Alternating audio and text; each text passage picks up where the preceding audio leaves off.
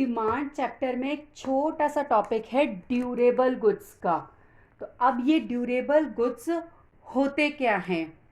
तो simple language में durable goods वो गुड्स होते हैं जिनको आप लंबे समय तक यूज़ करते हैं, लंबे समय तक यूज़ करते हैं, यानी कि एटलीस्ट 3 इयर्स, कम से कम 3 साल या फिर उससे ज़्यादा के लिए जिन गुड्स को हम यूज़ करते हैं वो ड्यूरेबल गुड्स होते हैं। जैसे कि आपका कार, फर्नीचर, होम अप्लायंसेस, ये सब हमारे क्या हैं? ये सब हमारे ड्यूरेबल गुड्स हैं। तो these all are durable goods. So durable goods are those goods which provide utility to the consumer for at least 3 years or more, and it provides utility over time. मतलब हमें time के साथ में उनकी utility मिलती रहती है, मतलब एक बार मिलके ख़त्म नहीं हो जाती है, ओवर टाइम उनकी यूटिलिटी मिलती रहती है। तो ये होते हैं हमारे ड्यूरेबल गुड्स। अब ड्यूरेबल गुड्स की डिमांड जो होती है वो काफ़ी ज़्यादा वॉलेटाइल होती है, इनकी डिमांड वॉलेटाइल होती है। What does word volatile means? Volatile means कि इनकी डिमांड काफ़ी ज़्यादा फ्लक्चुएटिंग होती है, यानी कि इनकी डिमांड कभी एकदम से इंक्रीज हो जाएगी तो कभी डिक्रीज हो जाएगी, मतलब एक समान ही रहेगी। मतलब इट्स लाइक कि ऐसे एकदम इंक्रीज हो गई, डिक्रीज हो गई, ऐसे कुछ ग्राफ बनता रहेगा इनका। तो ये जो होता है वो ड्यूरेबल गुड्स की डिमांड के साथ में होता है। तो why does it happens, what are the reasons for the fluctuating और volatile demand of durable goods? आइए इसके बारे में देखते हैं कि ऐसा क्यों होता है। Now reasons for volatile demand of durable goods. ठीक है, तो फर्स्ट रीजन जो है, what is the first reason for the volatile demand? कि इनके ऊपर जो एक्सपेंडिचर होता है, expenditure can be easily deferred. तो वॉलेटाइल डिमांड्स तो यानी कि ड्यूरेबल गुड्स के ऊपर जो एक्सपेंडिचर आप करते हो उसको आप इजीली डेफर कर सकते हो। चलिए एक एग्जांपल लेते हैं। मैंने नया घर खरीदा है, I have purchased a new house. ठीक है, अब इस न्यू हाउस के लिए मुझे न्यू फर्नीचर भी खरीदना है। ठीक है, I want to purchase new furniture for my new house. लेकिन फर्नीचर परचेज करने से पहले मैं क्या करूँगी? परचेज करने से पहले मैं उस नए फर्नीचर की कॉस्ट पता करूँगी, मार्केट में क्या है, ये देखूंगी कि क्या वो इतना वर्थ है इतना खर्चा करने के लिए। I have so much of resources, मेरे पास इतने पैसे हैं उसको पे करने के लिए, इतना खर्चा करने के लिए। एंड द लास्ट थिंग, अगर मेरे पास पैसा नहीं तो क्या मुझे लोन लेना है, और लोन लेना है तो क्या मैं उसकी EMI पे कर पाऊंगी?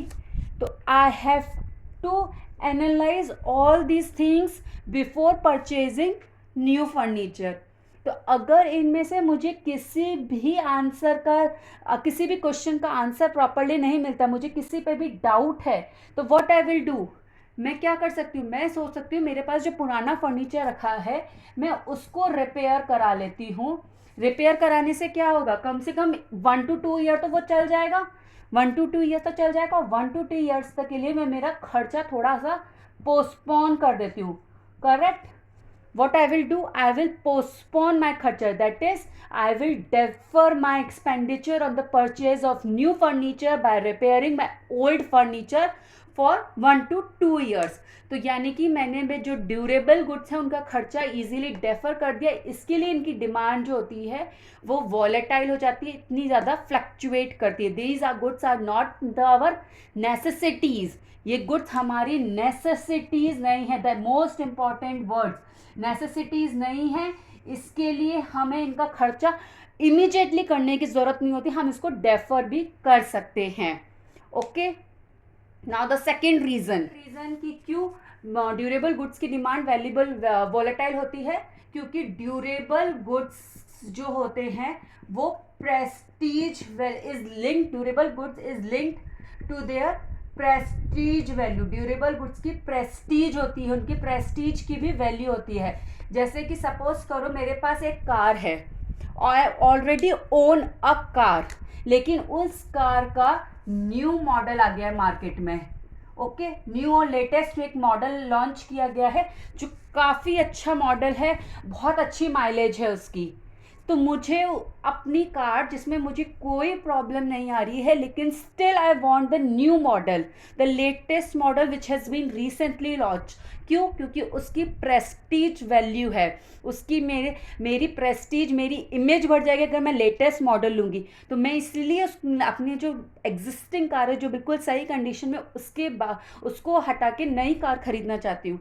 सिमिलरली हम में से काफ़ी लोग होते हैं जो कि फ़ोन्स के भी लेटेस्ट मॉडल्स खरीदना चाहते हैं। वाई? क्योंकि उनमें कुछ एनहेंस फीचर्स तो होते ही हैं, नो डाउट, सब में एनहेंस फीचर्स होते हैं, लेकिन पुराने फ़ोन से भी आपका काम चल सकता है, पुरानी कार से भी काम चल सकता है। Still we want the latest and the new things, because उनकी प्रेस्टीज वैल्यू काफ़ी ज़्यादा है। तो इसके लिए these goods are durable goods and they are demanded for their prestige value। तो अगर ड्यूरेबल गुड्स की प्रेस्टीज वैल्यू ज़्यादा होगी तो उनकी डिमांड बढ़ जाएगी, और एक बार अगर उनकी प्रेस्टीज वैल्यू लॉस्ट हो गई तो their demand will definitely decline, इसीलिए इनकी डिमांड इतनी वॉलेटाइल होती है। Now come the third reason why the durable goods demand is volatile. Generally आपने देखा होगा कि फेस्टिव सीजन्स के दौरान जैसे कि दिवाली वगैरह हुआ या कुछ भी इस तरीके का हुआ हमारा, तो ड्यूरेबल गुड्स की डिमांड जो होगी वो इंक्रीज हो जाएगी। डिमांड फॉर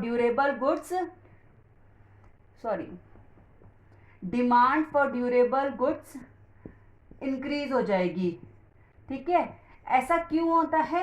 क्योंकि जनरली पब्लिक क्या होती है, जनरली कंज्यूमर्स एक्सपेक्ट करते हैं कि हमें कोई ड्यूरेबल गुड खरीदना है, हमें कोई नई कार खरीदनी है, फर्नीचर खरीदना है या फ़ोन खरीदना है। हम फेस्टिव सीजन्स में कुछ भी डिस्काउंट्स आते हैं या समथिंग कुछ भी ऑफर्स आते हैं, हम ऑस्पिशियस मानते हैं उस चीज़ों को परचेज करना।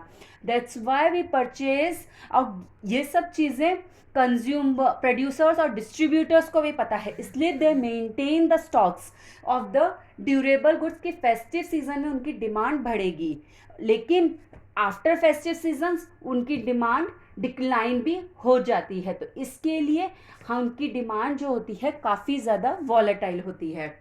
तो आज के टॉपिक में हमने जाना कि ड्यूरेबल गुड्स क्या होते हैं और उनकी डिमांड कैसी होती है, वॉलेटाइल होती है, और वॉलेटाइल होती है तो क्यों होती है।